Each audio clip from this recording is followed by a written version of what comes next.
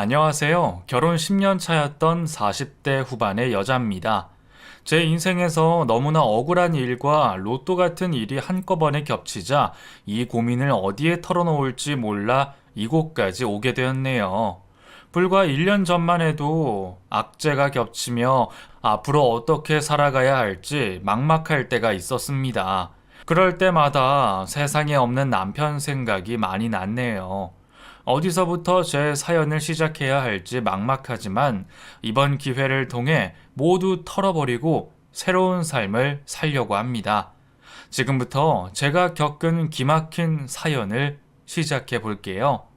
저는 5살이 많은 남편과 1년 연애 끝에 결혼을 했습니다. 남편은 부모님과 위로 형이 한 명 있었죠. 이미 결혼 전에 아주버님은 어엿한 가정을 꾸리고 계셨으며 대학 교수였네요. 하지만 영국에서 오랫동안 있다 보니 남편과 우애가 깊지는 않아 보였습니다.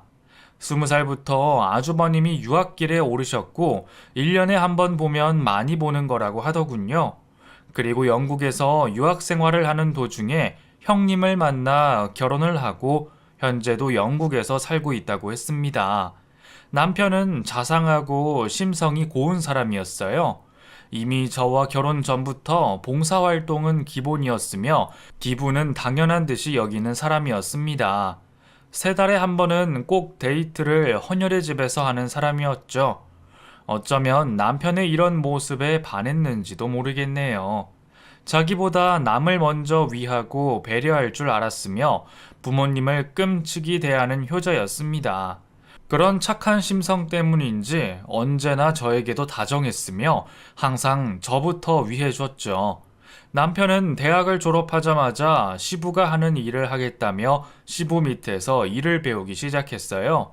처음에 아버님은 남편이 자신의 일을 배운다고 했을 때 반대를 하셨다고 했네요. 대학 등록금을 안 줬어? 뭐가 부족해서 네가 내 일을 하겠다는 거야? 네 형은 영국에서 유학하면서 얼마나 잘 지내고 있어? 기껏 대학 나온 놈이 한다는 소리가 타 일을 붙이겠다고? 아버지 일이 어때서요? 저도 생각 많이 하고 내린 결정이에요. 아버지 일 배우게 해주세요. 잘할 자신 있어요. 시부는 건축 일에 잔뼈가 굵으신 분이셨죠. 그 중에 타일 공사를 주로 맡아서 하셨지만 남편이 자신의 일을 하겠다고 나서자 덜컥 걱정이 앞섰다고 했습니다. 본인 일이 부끄럽다고 생각해 본 적은 단 한 번도 없었지만 얼마나 힘든 일인지 잘 알기 때문에 아들이 하고 싶다고 했을 때는 쉽게 허락하지 못했다고 하셨죠. 하지만 자식 이기는 부모 없다는 말처럼 남편은 기어이 아버님을 설득했으며 아버님과 매일 붙어 다닐 수 있게 됐네요. 그렇게 부자가 함께 있게 되면서 일을 시작하자 못할 게 없었죠. 시부의 경력과 노련함이 있었고 남편의 패기와 열정이 있다 보니 일은 끊이지 않았습니다. 업계에서도 꽤 인정해주는 바람에 아버님과 남편을 찾는 사람들도 많아지게 됐네요. 그쯤 저와 남편은 결혼을 하게 됐습니다. 남편이 아버님 일을 도운 지 2년 정도가 된 때였죠. 결혼식을 앞둔 일주일 전에 아주버님과 형님네 가족들이 한국에 오면서 처음으로 예비시댁 가족들을 모두 만나볼 수 있었습니다. 남편에게는 여자 조카가 있었는데 정말 귀여워하더군요. 원래 아이들을 좋아하는 사람이라 조카와 놀아주는 모습이 낯설지 않았네요. 반면 저는 그날 긴장을 무척 많이 했었죠. 처음 아주버님 가족들을 본다는 설렘 때문에 선물도 준비해서 드린 기억이 나네요. 어색했지만 친절하게 절 맞아주셨죠.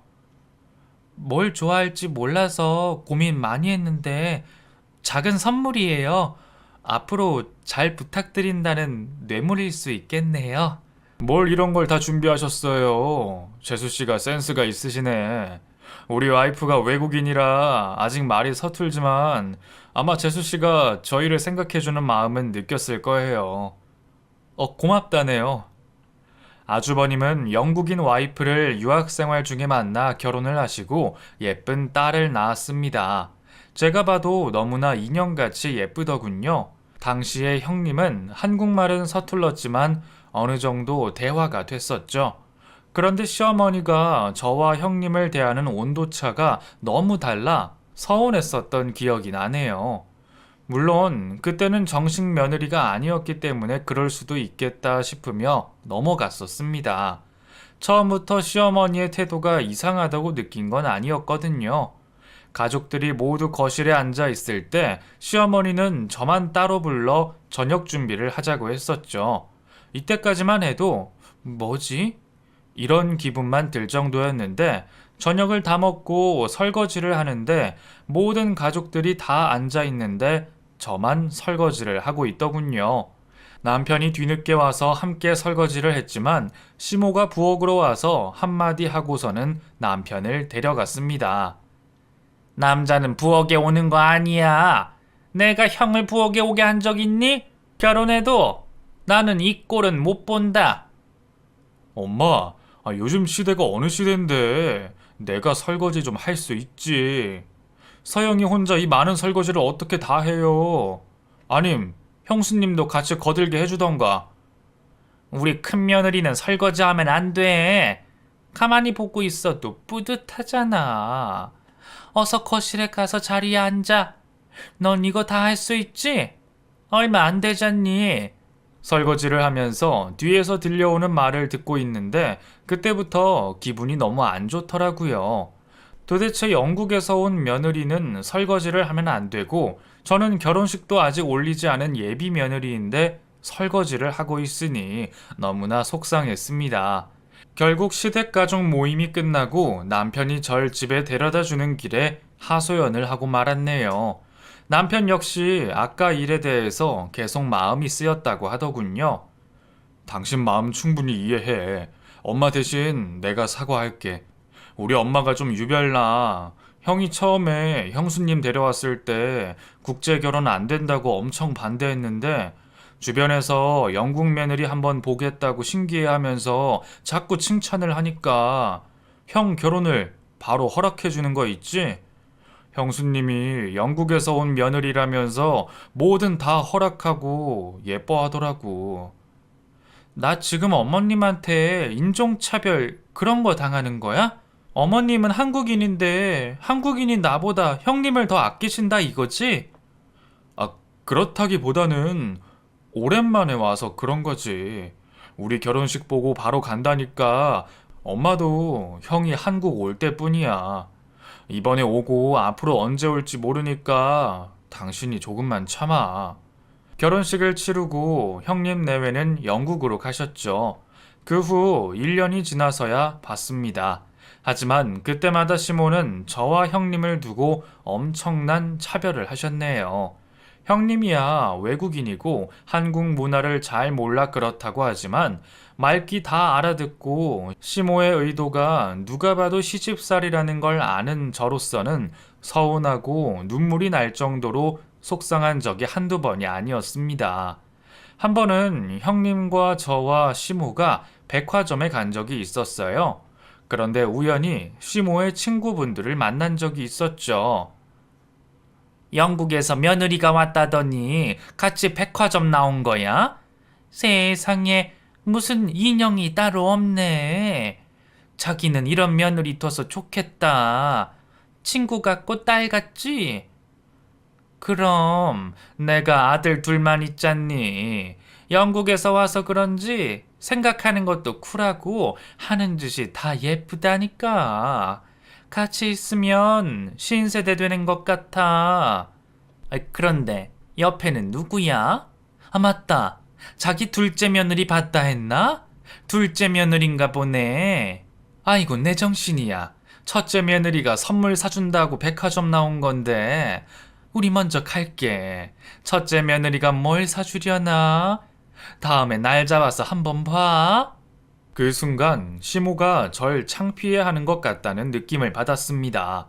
그리고 선물을 사드리기로 한 건 제 생각이었으며 저희 부부와 아주버님네 부부가 같이 돈을 모아서 선물을 해드리는 건데 항상 시모는 첫째가 해줬다면서 남들에게 자랑하기 일쑤였죠.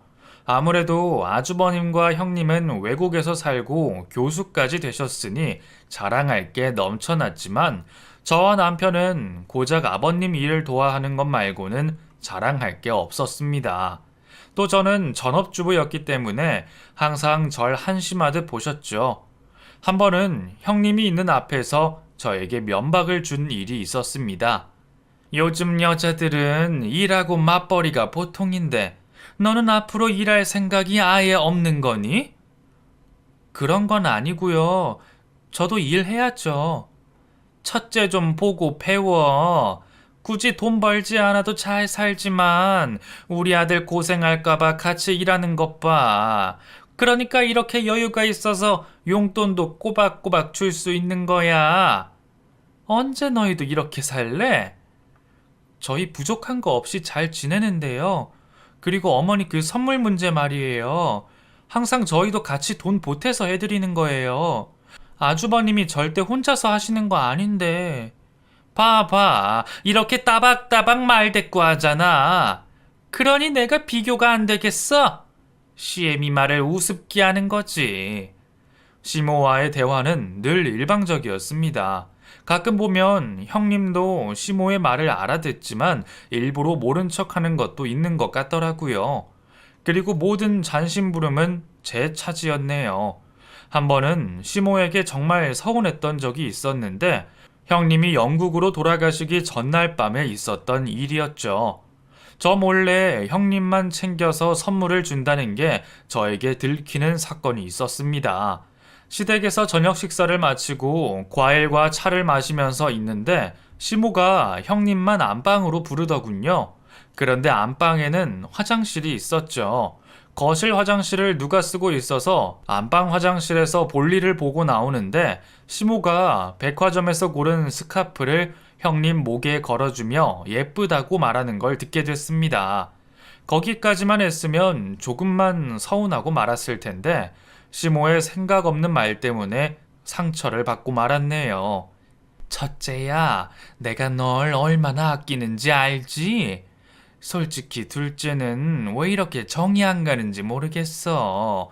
둔하고 눈치도 없어서 내가 어디 기댈 때라고는 찾아볼 수가 없다. 그래도 우리 첫째 며느리가 매번 영상통화도 해주고 가끔 선물도 보내주니까 그 맛에 살아. 이거 스카프 비싼 거야. 너한테만 주는 거니까 둘째한테는 말하지 말고. 그 말을 듣는 순간 저 혼자 가만히 듣고 끝내려 했지만 시모가 너무 얄미워서 형님과 시모 앞에 당당하게 나타났네요. 그리고 일부러 뻔뻔하게 행동했죠. 솔직히 형님에게는 악감정이 없지만 자꾸 차별을 두는 시모 때문에 형님한테도 서운해지는 건 어쩔 수 없더군요. 형님, 스카프 정말 잘 어울리시네요. 저는 촌스러워서 이런 선물 받아도 하고 나갈 것도 없고 어울리지도 않았을 거예요. 그래도 이런 스카프 하나 있어 봤으면 했는데 부럽네요. 넌 내가 다음에 해줄게.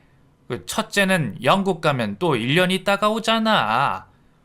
그렇겠죠, 뭐. 시모는 난처했는지 형님을 데리고 안방을 나가더군요. 저는 한참을 안방에서 소리를 내지 않은 채 눈물을 흘려야만 했습니다. 눈물을 멈추려고 했지만 마음과는 다르게 눈물이 계속 나서 애를 먹었네요. 그 후 결혼 생활이 꽤 흘렀으며 저희 부부에게 고민이 하나 생겼죠. 바로 아이가 없다는 거였습니다. 결혼 생활 6년이 넘도록 아이는 생길 기미조차 보이지 않았으며 상처를 너무나 많이 받고 있을 때였네요. 남편과 저는 고민 끝에 인공수정을 하자며 병원의 도움을 받기도 했지만 결혼한 지 10년 차가 돼도 임신이 되지 않았습니다. 거의 포기할 때쯤 제 속을 긁는 사람이 있었죠. 바로 저희 시어머니였네요. 시모는 어느 순간부터 입버릇처럼 상처 주는 말을 하기 시작했습니다. 우리 아들 인생 망쳐놓고 넌 밥이 너먹하니? 내가 너만 생각하면 반찬도 해주고 싶지 않아. 그나마 우리 아들 봐서 반찬하는 줄 알아. 힘드시게 이런 걸 뭐하러 하셨어요? 제가 어련히 알아서 잘 해주는데요. 얼마나 알아서 잘하면 아직도 애가 없어? 혹시 너한테 문제 있는 거 아니니? 우리 아들은 건강해. 봐봐. 지금도 나가서 얼마나 일 잘하고 있니? 너 혹시 결혼하기 전에 뭐 숨기고 결혼한 거 아니야? 어머니, 정말 너무하세요. 제가 숨길 게 뭐가 있어요? 임신 문제로 몸과 마음이 지칠 때가 있었습니다. 몸이 안 좋아지고 스트레스를 많이 받다 보니 하루는 남편이 조심스럽게 저와 단둘이 살자며 아이는 없어도 된다는 말을 한 적이 있었네요. 솔직히 그 말에 흔들리기도 했죠. 누구보다도 아이를 간절히 원했지만 돈도 돈이고 몸도 마음도 너무나 지쳐 있었거든요. 하지만 선뜻 그만두겠다는 말을 할 수가 없었죠. 그렇게 시간이 흐르는가 싶었는데 저에게 생각하고 싶지 않은 사건이 생기고 말았습니다. 그날따라 새벽부터 폭우가 내리기 시작하더군요. 남편과 시부는 어김없이 일을 나섰는데 하필 그날 일을 가는 곳이 지방이었어요. 늦은 오후 일을 마치고 올라오는 길에 고속도로에서 1톤 트럭과 충돌하면서 남편은 사고 현장에서 세상을 떠났으며 아버님은 하반신 불구가 되셨습니다. 퇴근 시간이 다 돼도 연락이 없어 걱정하고 있는 찰나에 모르는 번호로 전화가 왔으며 전화를 받자마자 무슨 정신으로 병원으로 갔는지 잠옷바람으로 병원에 도착한 저를 볼 수 있었네요. 시모도 뒤늦게 병원으로 오셨더군요. 아버님은 수술실로 들어가신 상황이었고 남편은 제 앞에 하얀 천으로 덮여져 나타났습니다. 그 순간을 살면서 어떻게 잊을 수 있겠어요? 비록 세월이 조금 흘러 울지 않고 말할 수 있는 것 빼고는 아직도 가슴이 뛰고 손이 떨리네요. 더 이상 남편과 대화를 할 수 없다는 생각과 함께 늙어가지 못한다는 생각을 하니 미치게 가슴이 아려왔습니다. 어떤 단어와 말로도 그때 제 심정을 표현할 수 없죠. 걷지 못할 정도였고 목소리가 안 나올 정도로 울었던 기억밖에 나지 않네요. 그나마 다행히도 아버님은 생명에는 지장이 없으셨지만 하반신을 잃으셨으며 정신도 멀쩡하시고 기력도 금방 회복하셨습니다. 하지만 제 충격보다 더한 상처를 받은 아버님은 한동안 말이 없으셨죠. 한순간에 아들과 다리를 잃으셨으니 그 마음이 오죽 아팠을지 저는 상상도 하기 힘들었네요. 그날의 사건으로 많은 것들이 달라졌습니다. 남편의 장례식 날 아주버님이 오셔서 보험 문제와 아버님이 계약했던 작업에 대한 것들을 철회하는 일들을 모두 마무리 지어주고 가셨네요. 하지만 야속하게도 거기까지만 하시고 자기 일은 다 끝났다며 영국으로 가셨습니다. 그리고 남겨진 저와 시부모님은 앞으로 어떻게 살아가야 할지 막막했죠. 그 순간 시모에게 전화가 오더군요. 저와 남편이 살던 집을 정리하고 시댁으로 들어오라는 말을 했습니다. 솔직히 남편도 세상을 떠난 마당에 이혼하고 제 삶을 살라고 할 줄 알았는데 시댁으로 들어오라는 말에 어리둥절했네요. 친정에서는 자식도 없고 남인데 시댁에 들어가지 말라고 했지만 아주버님도 없는 마당에 저마저 제 삶을 산다고 떠나버리면 시부모님은 충격이 클 것 같았죠. 특히 아버님이 걱정됐었습니다. 시모야 어떻게 해서든 사실 뿐이었지만 이제 아버님은 혼자서는 아무것도 할 수 없는 상황이 되셨죠. 시댁으로 들어간 날 시모는 기다렸다는 듯이 거실에 저를 앉혀놓고 그동안 참아왔던 말을 서슴없이 하더군요. 우리 집이 이렇게 된 건 다 너 때문이야. 자고로 집에 여자가 잘 들어와야 하는 법인데 첫째네 잘 사는 것 봐. 그런데 너희는 이게 뭐니? 자식 하나 없이 앞으로 이 집에서 지내면서 시아버지 병간호나 해라. 못하겠다고는 말 못할 거야. 자식도 못 낳고 너 때문에 내 아들 평생 고생만 하다 갔다. 그리고 졸지에 나는 아들도 잃고 남편도 저렇게 됐어. 알겠니? 시모는 이 상황을 모두 제 탓으로 돌렸습니다. 그래야지만 살 수 있는 사람처럼 저에게 모질게 대했죠. 저 역시 남편을 잃고 모든 게 달라진 상황에서 어떻게 제정신으로 지낼 수 있었겠어요? 그저 시간이 흐르는 대로 버텼고 시모가 하라는 대로 시간을 흘려보냈습니다. 시모는 하반신 불구가 된 시아버지를 제게 맡기고 사회활동을 하겠다며 일을 시작하더군요. 처음에는 맡으며 식당에서 일을 하신다며 나가셨는데 당연히 그런 줄로만 알고 있었네요. 하지만 점점 시모의 행동들이 이상했습니다. 일을 나가는데 생전 입지 않았던 원피스를 차려입고 나갔으며 화장은 기본에 높은 힐을 신고 외출을 하기도 했었네요. 이 모든 걸 저만 이상하게 느끼는 건 아니었습니다. 시아버지는 비록 스스로 걷기는 힘들었지만 휠체어에만 앉으시면 모든 걸 정상적으로 하실 수 있으셨죠. 한 번은 시부와 함께 산책을 간 적이 있었습니다. 꼭 이맘때였는데 아버님이 너무 답답해 하시는 것 같아 보여서 조심스럽게 외출을 해보시겠냐고 물어본 적이 있었네요. 그날이 아버님이 사고를 당하시고 9개월 만에 밖에 외출을 하신 거였습니다. 아버님, 오늘 저랑 데이트 가실래요? 봄이라 그런지 밖에 꽃도 많이 폈더라고요. 나가고 싶으면 며느라긴 너라도 다녀와. 내 걱정은 말고. 에이, 아버님이랑 같이 가고 싶어서 그런 건데 같이 나가요. 처음이 어렵지. 이제 계속 저랑 나가고 바람 쐬면서 지내시면 시간도 금방 가지 않겠어요? 그렇게 아버님과 사고 이후 첫 외출을 감행했습니다. 하지만 봄바람이 찼는지 다음날 아버님은 고열로 힘들어하셨고 결국 병원에 입원을 일주일간 해야만 하셨죠. 그 일로 시모는 노발대발 하시며 저에게 큰 소리를 쳤습니다. 하라는 간호나 집에서 잘할 것이지 왜 이 양반을 데리고 나가서 이 사단을 만들어? 혹시라도 잘못됐으면 어쩔 뻔했어? 어머니 죄송해요. 봄바람이 변덕스러운 것도 모르고 아버님이 답답해 하시는 것 같아서 집 앞에 잠깐 나간다는 게 죄송합니다. 이게 죄송해서 될 일이야? 이 일로 내가 널 어떻게 믿고 이 양반을 맡길 수 있겠어? 가뜩이나 치료비로 돈 들어가는 게 얼만데 간병 인프를 처지 못 대니까 너라도 눈치껏 잘해줄 수 없니? 네, 앞으로 신경 잘 쓸게요. 그 일로 인해 시모 앞에서는 대역죄인이 됐었습니다.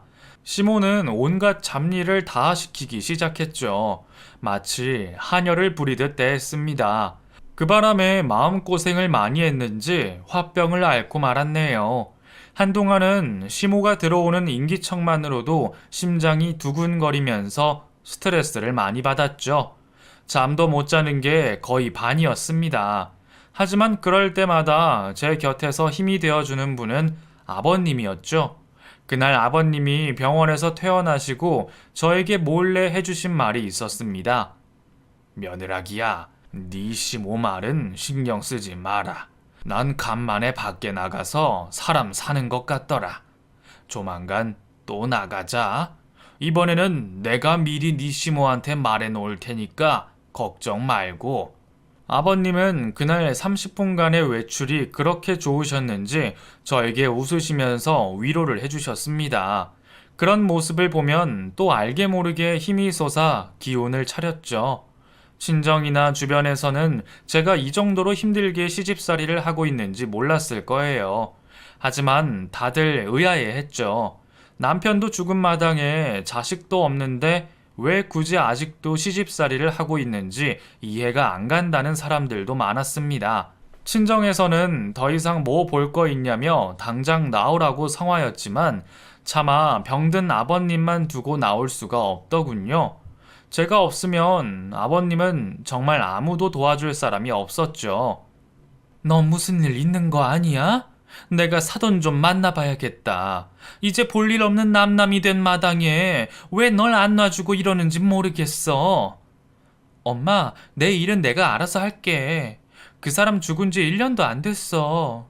여기 있으면 아버님 옆에서 그 사람 이야기도 하고 아버님 회복하시는 거 보면서 기쁘고 그래. 언제까지 여기에 있을 수만은 없겠지. 그래도 아버님 살아계실 동안만이라도 지내보려고. 부모님은 이해할 수 없다며 고개를 저었지만 정말 아버님 때문에 힘든 시집살이 기간을 버텨냈습니다. 그런데 하루는 충격적인 장면을 보고 말았네요. 오후 중 유일하게 장을 보러 나오는 시간이 있었는데 그 시간이 아버님이 낮잠을 주무시는 2시에서 4시 사이였습니다. 그날은 장이 서는 15일이었으며 평소에는 마트로 갔을 텐데 장구경도 할 겸 시장으로 갔었죠. 아버님이 좋아하시는 만두를 살 겸 만두 가게에 들렀는데 가게 안에서 시모를 보고 말았네요. 시모는 중절모를 쓴 풍채가 좋은 남자분과 함께 만두를 먹고 있더군요. 시모의 행동이 수상쩍다고 느끼긴 했지만 그 이유를 직접 눈으로 보게 되니 화가 치밀어 올랐습니다. 하지만 그곳에서 아는 척을 할 수는 없었죠. 우선 확실한 증거가 필요할 것 같아 시모와 남자분 사진을 찍었습니다. 그리고 시모에게 들키지 않게 만두를 사고 있는데 시모가 중절모의 남자와 자리에서 일어서더군요. 그리고는 팔짱을 끼고 어디론가 가는 거였습니다. 혹시 몰라서 그 모습을 몰래 따라갔네요. 그런데 시모는 대낮부터 중절모 남자분과 함께 어디론가 들어가더니 그곳 간판을 보자 순간 멈칫하게 됐습니다. 시모가 들어간 곳은 늦은 오후 영업 중인 콜라텍이었죠. 즐겁게 웃으며 콜라텍으로 들어가는 시모를 보고 있자니 마치 제가 배신을 당한 기분이 들더군요. 아버님은 누운 채 오직 천장만 보고 계시거나 기껏 움직일 수 있는 곳이 집안이 전부인데 생각해보니 시모는 아버님이 사고가 난 뒤 병원에서 퇴원을 하고 집으로 온 날부터 아버님은 뒷전이었습니다. 항상 아버님 옆에는 제가 간호를 하며 지켜드리고 있었죠. 이 사실을 어떻게 해야 할지 난감할 뿐이었습니다. 남편이라도 있었으면 같이 의논이라도 해봤을 텐데 한동안은 저 혼자서 이 문제를 끙끙 앓고 있었네요. 그런데 엎친 데 덮친 격으로 병원 검진을 간 날 의사에게 청천벽력 같은 말을 듣고 말았습니다. 아버님에게 합병증이 왔으며 더 이상 수술로도 가망이 없다는 말을 듣게 되었죠. 도저히 저 혼자서 이 문제를 감당하기 힘들어서 결국 영국에 있는 아주버님에게 도움을 청했습니다. 아주버님, 잘 계시죠? 재수씨가 웬일이에요? 지금 저 바쁜데. 금방 통화 끝낼게요. 저기 아버님 때문에 연락드렸어요. 아버님 합병증이 있으셔서 수술로도 이제는 할 수 없다네요. 마음의 준비를 하라는데 도저히 저 혼자서 이 문제를 감당할 수 없어서요. 어머니는요? 어머니는 잘 계시죠? 안 그래도 어머님 말인데요.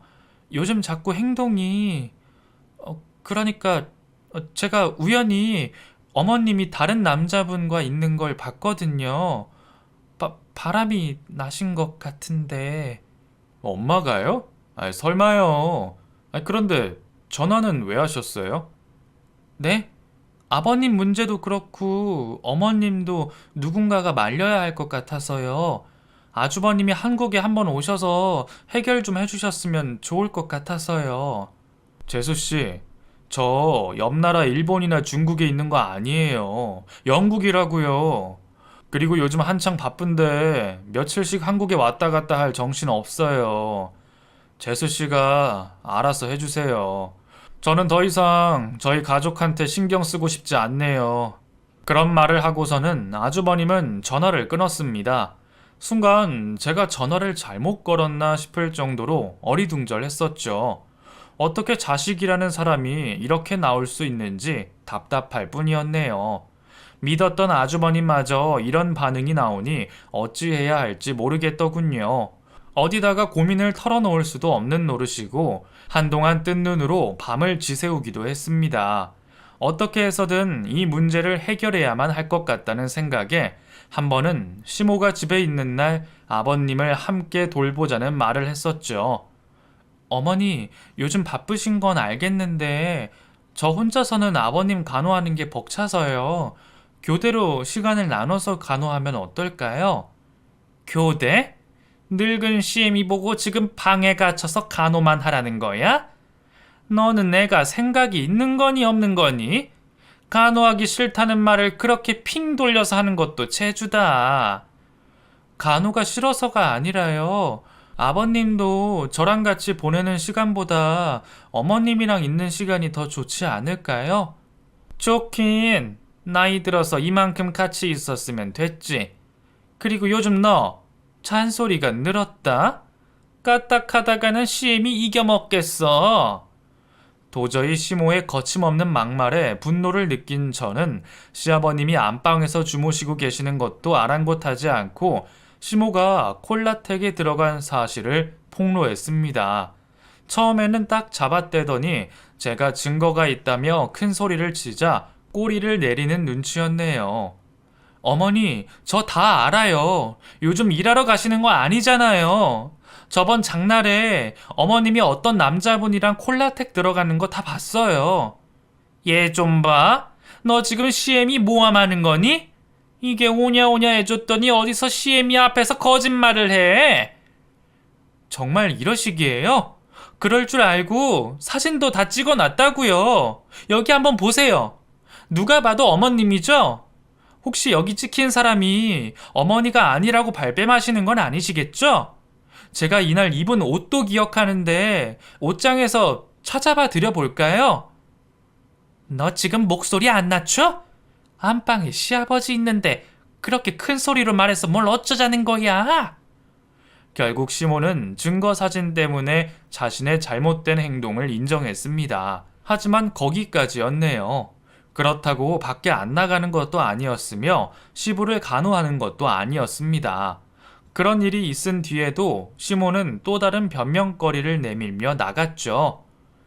집에만 있으면 골병든데 요즘 젊은이들은 춤도 스포츠처럼 열심히 배우더만. 나도 운동하는 거니까 그런 줄 알아. 춤도 운동이니까. 그 양반한테는 운동하러 갔다고 하고. 시모는 집에만 있으면 갑갑하다면서 운동하러 간다며 결국 콜라텍으로 갔습니다.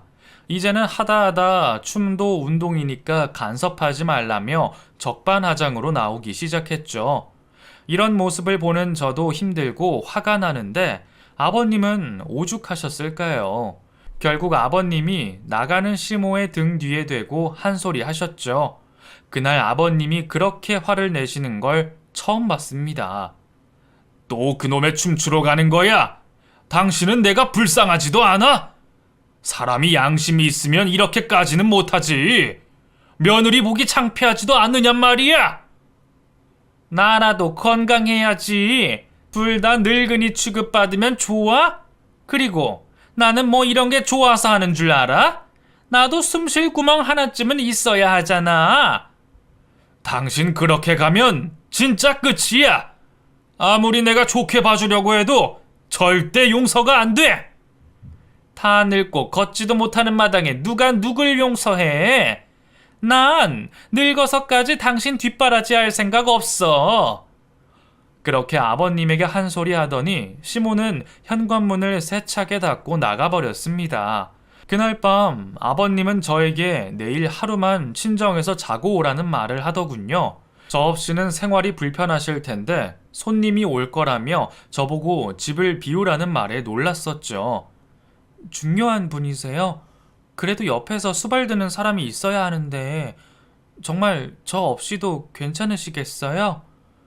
한두 번 해본 것도 아니고 그 친구가 내일 오면 같이 있을 테니까 걱정 말고 친정 가서 푹 쉬다 와라. 그렇게 다음 날 오랜만에 친정을 다녀왔습니다. 그 후 한 달이 지나서 아버님이 세상을 떠나고 마셨네요. 그동안 남편에게 못해준 것들이 많아서 그 마음을 채우려고 아버님에게 효도하며 지낸 거였는데 아버님이 세상을 떠나자 하염없이 눈물이 나더군요. 아버님께 효도를 해야지만 제 마음도 한결 편안해졌었거든요. 사고 이후 1년이 좀 안 되게 함께한 세월들이 주마등처럼 스쳐 지나갔습니다. 남들은 어떻게 시부 간호를 하며 그 시간을 버텼냐고 하겠지만 친딸처럼 대해주셨던 아버님 덕분에 남편의 빈자리마저도 잊을 수 있었습니다. 한 번은 아버님이 안방에서 혼자 노래를 부르고 계셨죠. 점심때여서 제가 문을 열고 식사를 가지고 들어갔는데 노래하다 들킨 게 부끄러우셨는지 어린아이 마냥 귀가 빨개지셨던 모습이 기억이 나네요. 아버님의 노래를 처음 들었던 저는 잘 부르신다고 칭찬을 해드렸네요. 그때부터 제가 시모에게 잔소리를 듣거나 상처되는 말을 듣고 시무룩해져 있으면 항상 그 노래를 불러줬습니다. 한 번은 아버님한테 노래 제목이 뭐냐고 물어본 적이 있었죠. 아버님, 그 노래 제목이 뭐예요? 이 노래? 홍시요, 홍시.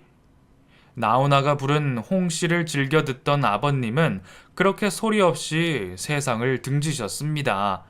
결국 아주버님은 바쁘다는 이유로 아버님의 장례식장에 돈만 붙이고 오시지 않았고, 시모는 장례식 내내 술에 취해 인사불성인 채로 조문객들을 대했습니다. 이 모습을 보고 있을 남편과 아버님을 생각하니 참담하더군요. 결국 장례식 마지막 날 아버님이 그렇게 즐겨 부르시던 홍시 노래를 장례식장에 크게 울려 퍼지도록 틀었네요. 지금까지도 저는 그 노래를 들으면 왜 이리 슬픈지 모르겠어요. 살아생전에 아버님하고 홍시 한 번을 먹어본 적이 없는데 홍시로 아버님을 추억할 수 있어서 얼마나 다행인지 모르네요. 장례식이 어떻게 흘러갔는지도 모르게 흐르고 아버님을 납골 땅에 모시고 시댁으로 돌아왔는데 뜻밖의 일들이 저를 기다리고 있더군요. 시모는 어느새 집에 와 있었는지 아버님의 물건들을 하나둘 치우고 있었습니다. 어머님, 제가 할게요. 좀 쉬세요. 3일 내내 잠만 잤더니 몸이 말을 안 듣네. 좀 움직여야지. 넌 뭐하니? 안 나가고? 네? 나가라뇨? 쓰레기 버리고 올까요? 이렇게 눈치가 없어서 이제 너랑 내가 볼 일이 뭐 있겠어. 진짜 남남된 건데. 설마 너 이 집 탐냈었니? 어쩐지 군말 없이 며느리 노릇 하더니 수상하다 생각했어. 정말 시모의 말을 듣는데 세상 억울하더군요. 언제는 시아버지 간호하라며 절 붙잡아 둬놓고 이제 와서는 또 간호를 했다고 절 몰아세우기 시작했습니다. 어머님이 그동안 절 어떻게 생각하시고 계신 건진 모르겠지만 그래도 끝까지 저희 가족으로서 예의는 지키길 바랬어요. 저 아버님 재산 탐낸 적 없고요. 정말 그렇게 생각하시면 너무 서운하네요. 이제 더 이상 안 볼 사이인데 서운하고 말고 할 게 뭐 있어? 꼴 보기 싫으니까 당장 내 집에서 나가! 어머님의 힘에 떠밀리다시피 현관으로 내쫓기게 되었으며 매몰차게 문을 닫아버리는 시모를 볼 수 있었습니다. 어차피 남편도 없고 아버님도 안 계신 시댁에 있고 싶지 않았지만 이런 식으로 맨몸으로 나가게 되니 화가 나더군요. 하지만 여기서 또 화를 냈다가는 재산이 어쩌고 꿍꿍이가 있었다는 말이 나올까봐 미련 없이 친정으로 발걸음을 돌렸네요. 친정으로 가는 길 내내 뭔가 허탈하고 마음이 답답하더군요. 이러려고 아버님은 그렇게 열심히 사셨나 싶고 짧은 생을 살다간 남편이 너무나도 보고 싶었죠. 그렇게 며칠이 지나고 친정에 있는 동안 누군가 절 찾아왔다는 엄마의 말에 의아해했습니다. 아버님 친구분이시라는 분이 말끔한 정장을 입고 제 앞에 서 계셨죠. 그분은 자신을 아버님이 고용한 변호사라고 소개를 하셨네요. 어쩐 일이세요? 저는 처음 뵙는데. 그러겠죠. 난 결혼식 때도 보고 몇 번 봤는데 일영이가 어찌나 둘째 며느리 자랑을 한지 몰라요. 그러셨어요? 해드린 것도 없는데. 시모는 항상 영국에서 교수를 하는 첫째 아들과 첫째 며느리만 최고라며 주변 사람들한테 이야기를 했지만 반면에 시부는 주변 사람들에게 남편과 저를 그렇게 칭찬하고 다니셨다고 하더군요. 아버님의 친구분과 이런저런 이야기를 하면서 그리운 아버님을 다시 생각할 수 있는 시간이었죠. 다름 아니라 내가 이렇게 온 이유가 그 일영이 유언장 때문에 왔어요. 그 오전에는 일영이 처한테 다녀오는 길이고요. 그 놀라지 말고 들어요. 그동안 일영이가 가족들 몰래 재산을 모아놓은 게 있어요. 그 모든 재산을 둘째 며느리한테 상속한다는 유서입니다. 영국에 있는 아들한테는 이미 일영이가 살아있을 때 전화한 모양이에요. 그래서 장례식장도 안 온 거고. 변호사님의 말을 듣는 순간 흐렸던 정신이 번뜩 나더군요.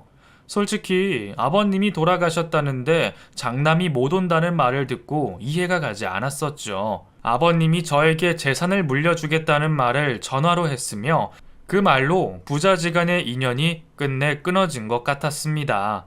반면 이 사실을 안 시모는 노발대발 하셨다고 하네요. 어떻게 해서든 재산을 도로 가져오겠다고 했지만 변호사님이 소송을 하게 되면 여러 가지 법적인 문제와 현실적인 이야기를 하자 조용해졌다고 하더군요.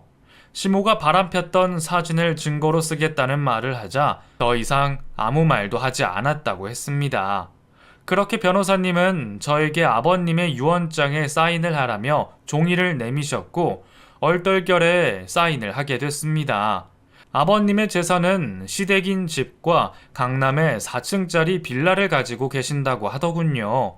하루아침에 로또가 당첨된 기분이 이런 기분일까 싶었네요. 그 후 제 인생은 180도로 달라졌습니다. 지금은 친정 동네에서 작은 카페를 하며 카페 사장님이 되었네요. 시모는 양로원에 계신다는 소리를 들었습니다. 솔직히 찾아가 볼까도 생각했지만 더 이상 시모로 인해서 상처받고 싶지 않아서 아예 모르는 사람으로 살기로 마음먹었네요. 다음 달이면 아버님의 기일입니다. 남편 옆에 나란히 잠들어 있는 아버님을 뵈러 가는 날이 다가오네요. 그동안 어떻게 지내왔는지 수다를 떨고 올 생각에 마음이 좋기도 하고 먹먹해지기도 합니다. 죽고 사는 걸 사람의 힘으로 할 수 없다는 걸 너무나도 잘 알게 됐습니다. 과거에 연연하지 말고 현재를 충실히 살아가면서 남한테 해끼치지 않고 살려고 하네요. 앞으로 제 앞날이 어떻게 될지는 모르겠지만 매 순간을 감사하며 열심히 살겠습니다. 제 사연을 읽어주신 모든 분들 항상 행복하시고 긴 사연을 읽어주셔서 감사합니다.